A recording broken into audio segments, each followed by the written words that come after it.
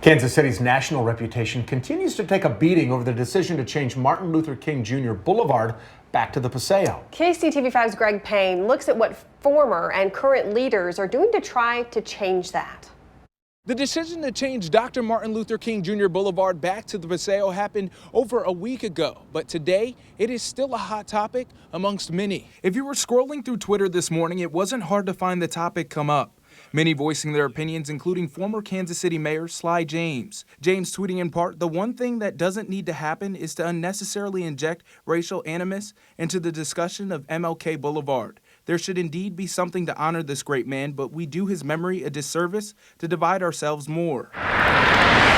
Since the vote to change the name back to the Paseo, many have been making the issue racial. Missouri Congressman Emanuel Cleaver II received much blowback after his recent comments on MSNBC, where he discussed his frustration of a group of Save the Paseo protesters entering a Kansas City church he was in to protest. That doesn't happen.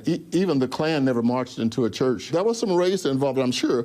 But I'm not sure that the whole thing was racial. People fired back at Representative Cleaver on Twitter saying things like, could have discussed the nuance of the Paseo vote, that it was by far not along racial lines. Instead, he decided to make Kansas City look like a bunch of backward racists. Back when the council first changed the Paseo to Martin Luther King Jr. Boulevard, then council member and now Kansas City Mayor Quentin Lucas was for the change. But now he says the focus is finding a solution the people want. I hear some of the outside stuff too, but frankly, the more work people do, I think the more they see, wait a second, this is actually just something where folks want to make sure you get it done the right way. As we brought to your attention yesterday, those interested in getting involved should send an email to mlktribute@kcmo.org to present their ideas for honoring Dr. Martin Luther King Jr. in the city.